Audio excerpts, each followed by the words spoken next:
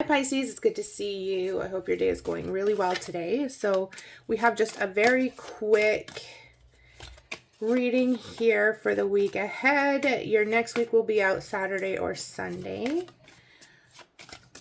If this resonates with you, great. If it doesn't, just look for one of your other signs and see if that resonates better.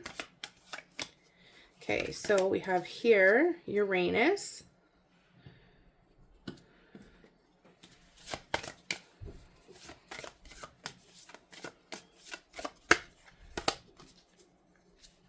In Taurus.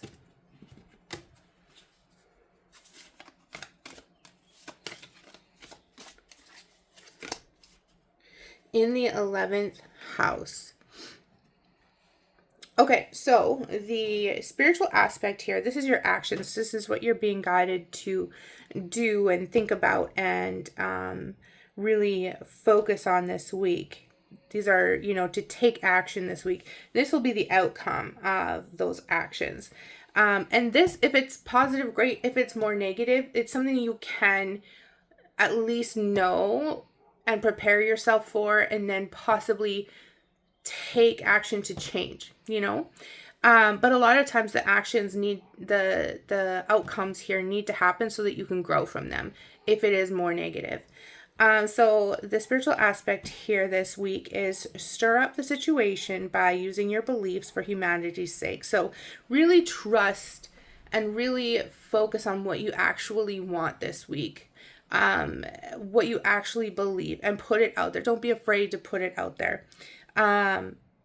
The outcome of that is an unusual example of resources to maintain freedom. So this is really talking about, allowing yourself to kind of express your beliefs, and people will interact with you in a way that is going to give you new ideas and new ways to look at things, and be open to that as well.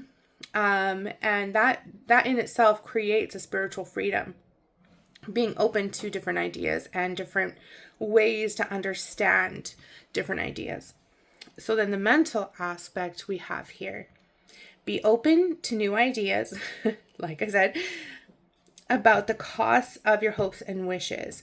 So this is not telling you to be careful about the cost. It's just saying be open. So if you have something that you want to accomplish, right?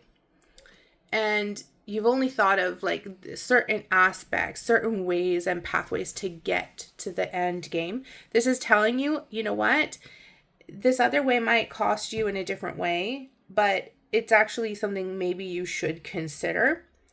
And the outcome of that is a different way of looking at the practicality of associations.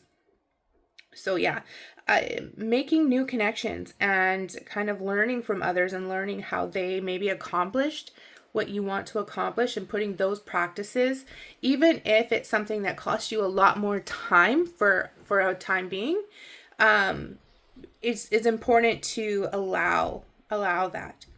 Now, the physical aspect, invent a way to use the most direct way and do it for the future.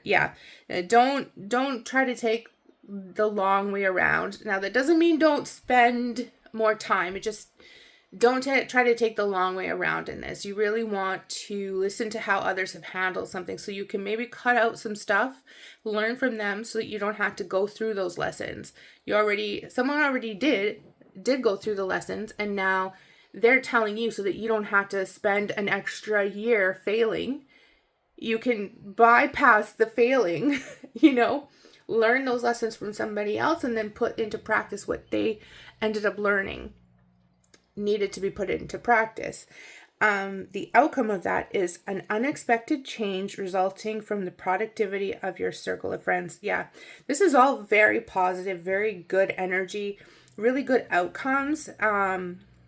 You just have to kind of, humble yourself in a way that you can take a really genuine look at your plan going forward, and really try to figure out from other people's experiences how they did things, how they implemented things, and why it went good and why it went bad, right? A lot of it is just really figuring out where you can cut that learning phase down, even if it takes you a lot more effort to do so, you know, because you might get some short-term gains by not taking the extra effort, but in the long run, you wasted like a year of your time. You know what I mean? So yeah, I hope that this was helpful for you. It all feels really good, but really just kind of